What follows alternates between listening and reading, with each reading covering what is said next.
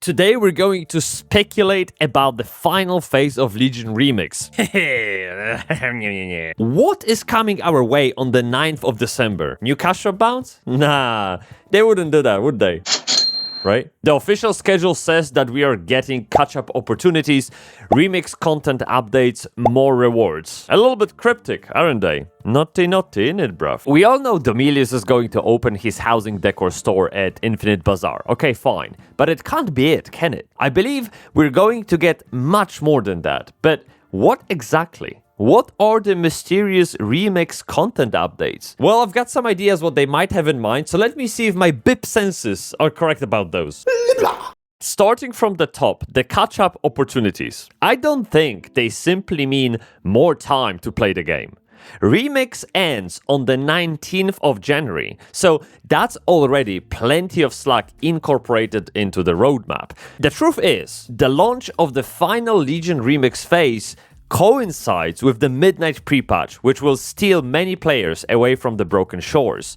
So we're most likely getting some catch-up mechanics to let existing players push across the finish line without breaking a sweat, and also to encourage those who held back from logging in for the fear of, being already too late, which is understandable. If I was to guess, here is what I think is coming our way. We will most likely get bigger multipliers to bronze and power acquisitions to help people with buying any leftovers and leveling ults. I'm like 99.99% sure of it, bro, you get me? Blizzard could also make the infinite power and the modes of a broken time account-wide. That way, getting the achievements for hitting level 80 with other classes will be the fastest.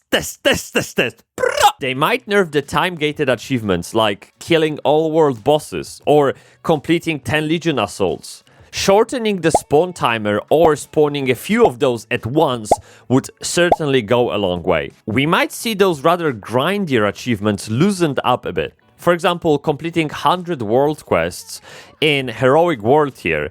Maybe in the final phase, world quests from the normal world tier will also count towards that. Or those dreaded 150 infinite research assignments. Bro, even if those predictions might not be perfectly accurate, my nips are telling me they aren't far off. In the Blizzard-fashioned way, things can't be too difficult, right? So we can definitely expect solid nerfs before the event wraps up. That said, let's get to the juiciest part where the timeline begins collapsing. We say our goodbyes and embrace the chaos. Their words, not mine. To be honest, anything can happen. Options are truly infinite, but resources aren't. Anything new requires coding, which means time, which means money.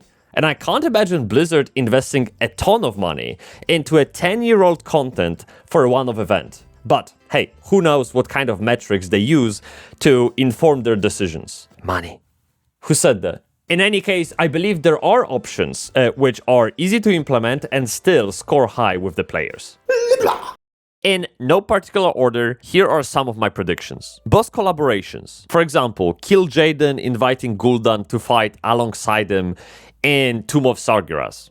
As if the fight wasn't deadly for Zergs already, right? Evokers become available. Introduced in Dragonflight, so in the future, they might be put into the game for the final phase alongside new achievements. Spawns of bosses from the past, like Magtheridon or Manoroth, whether inside cities, dungeons, invasions, or in the open world. Different types of invasions, usually associated with pre-patches like the Ghoul Plague event before Wrath of the Lich King. Scalable difficulty level of raids, so raids plus, I guess. We already have the Keystone system for dungeons, so they could let us test our limits in the raids too. A new questline hinting at midnight, like a fight with Sargeras. He'll probably be the last Titan, which also works with the Legion theme. Or even plot twists. For example, Illidan doesn't reject the gift from Zera and becomes Lightforged. Okay, probably too much work for Blizzard, but that makes me laugh a little bit. But.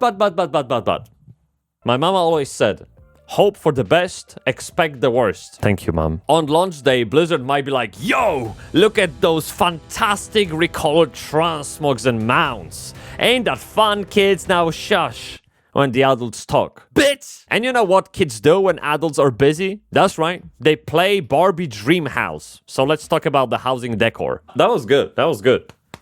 That was good, right? Yeah. Yeah. Domilius will finally get his shit together and open that fucking... Sorry. He'll have 17 items available for sale at the cost of 230k bronze total. Okay. Took him a while. Bastard. But... Uh-huh. You thought it was gonna be easy peasy. Like... Nah. Not so fast, cowboy. He will only offer additional copies after you've earned the first one through the relevant achievement. For the list of those housing items available in the final phase of Legion Remix, please check the link in the description of this video because I have to go. Like, they are summoning me, so I have to... They're waiting, okay? So leave a comment and I'll see you in the next one, yeah? Subscribe.